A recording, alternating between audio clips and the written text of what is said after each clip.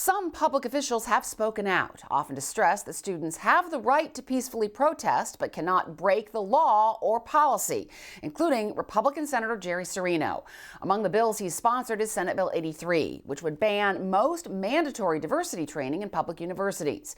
It would also require what's called intellectual diversity on topics spelled out in the legislation, including climate policies, electoral policies, foreign policy, diversity, equity, and inclusion programs, immigration policy, marriage, or abortion. Well, it's very disappointing, not because there are demonstrations, because demonstrations have been a part of campus life for a very, very long time.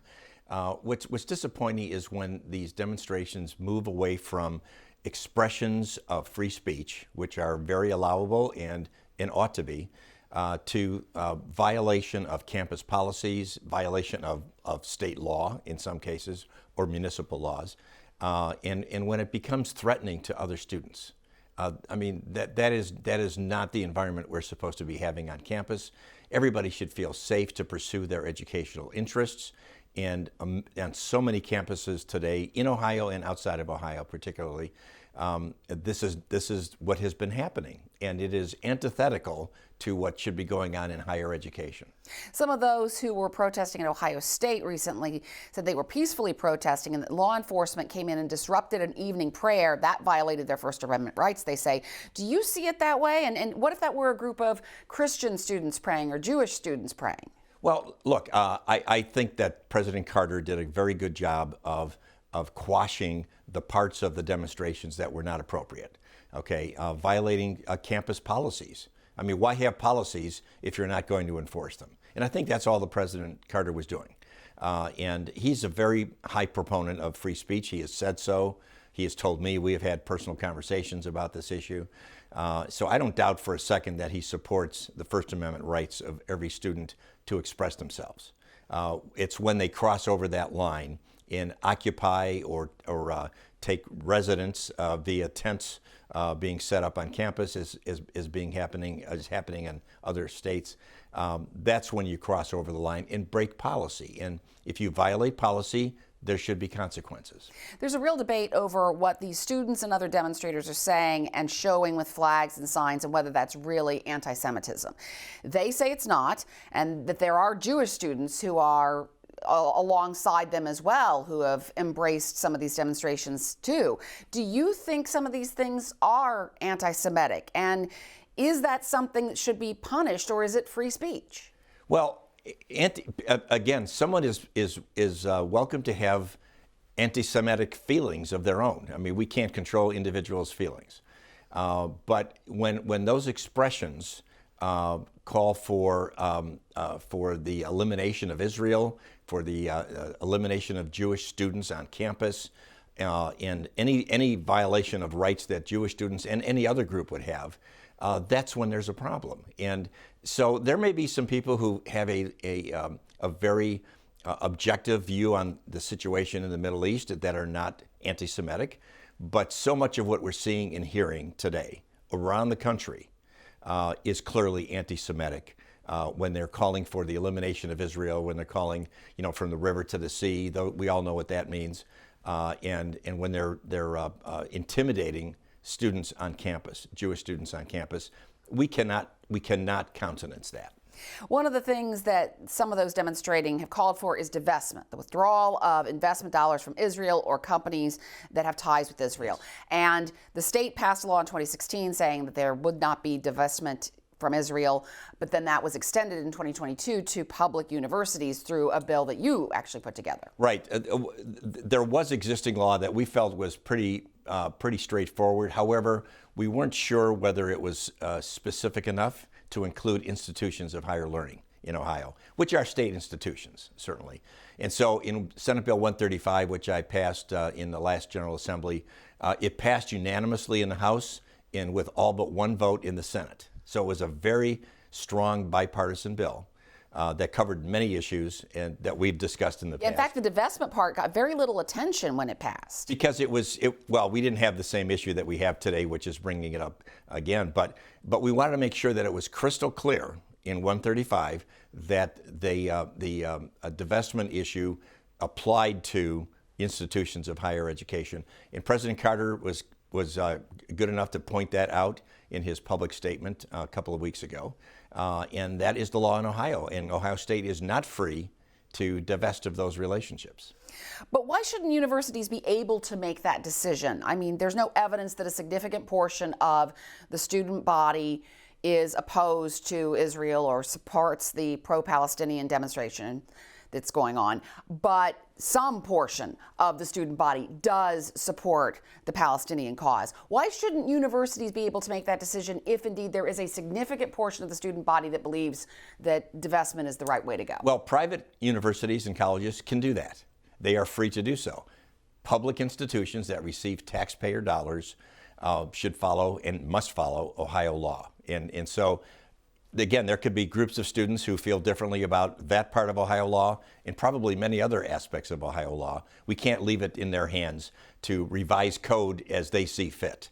So because they're public institutions, they are bound by revised code, and there's really no interpretation of that. It's pretty straightforward. Why this about Israel, though? Why specifically divestment from Israel? Well, Israel is a very important ally of ours in the Middle East, and there's a lot of history to that, okay?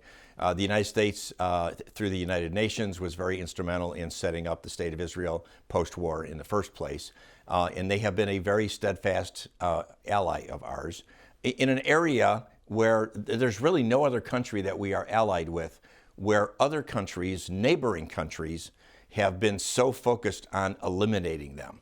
So they're not just a normal ally of ours. They're an important ally that has been under intense threat from their neighbors for a very, very long time, actually from their inception. And so I think that's why we in the United States have, from a policy perspective, have gone out of our way to single out Israel as a very special ally of ours because their circumstances are very special. When it comes to the protests, Senate Bill 83 is the bill that you sponsored in this General Assembly that's moved through the Senate. It's still in a House, well, it hasn't come to the House floor yet, and there's a question about whether it will or not. Right. But I want to ask you, is there anything in Senate Bill 83 that would address these kinds of protests, that would prevent them? Do you think that there needs to be legislation that would address what we've seen happening? Well, I think Senate Bill 83, as you know, Karen, is a bill that is a proponent of more speech, not less speech. Even though it's been accused of restricting speech, it really does not. So in that sense, it would promote the ability for peaceful, orderly demonstrations and expressions of opinion by students and faculty. And any subject can be talked about on college campuses and should be. That's the whole purpose of educating our students on different views on different subjects, right? However, I do think when you ask about future legislation, I do think that we need to take a look at, how we treat faculty who are violating policies, breaking the law in some cases, or who are instigating students to do either of those two things. I think those faculty members, tenured or not, should be terminated for violating policy. And I think that's something that I'm certainly going to be taking a look at because I think we're seeing that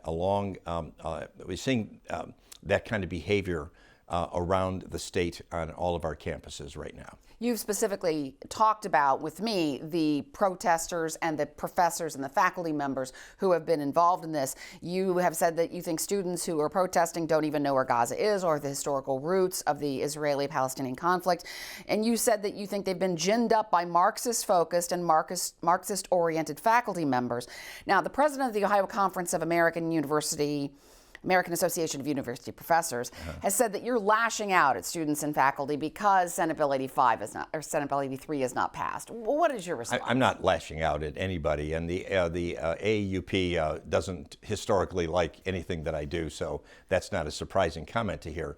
But look, we're trying to create a positive environment for higher education. I'm a huge supporter of higher education in Ohio. We need quality education. That means we need quality professors that are not indoctrinating our students. These professors, some of these professors, and some are at Ohio State, that are the Marxist professors I refer to, they seem to go after capitalism, and capitalism is the root of all evils, right? They're sitting there enjoying their tenured positions, enjoying, owning a home in Columbus or somewhere nearby. enjoying all the fruits of capitalism, yet at the same time they're teaching their students to defy capitalism and the capitalistic approach in this country. I just find that rather rich. Ohio State's response to the protests has gotten some criticism. There is a concern about escalation of what might happen, especially as we just passed the 54th anniversary of the Kent State shootings in 1970. Are you concerned about escalation and something as terrible as Kent State happening again? Well, we certainly don't want ever something like that to happen. But I will tell you that the biggest danger to escalation is to start giving in little by little to the demands of these students. That's where we've seen very little payback for the universities that have given in acquiesced to some of the requests. They've been repaid with more protests, and I don't think that's the way to go. I think it's like disciplining children in a way. You give them a little bit, they're going to take a little bit more next time around. I think that Ohio State's position was the right position, and I think it's going to cause de-escalation in the long run.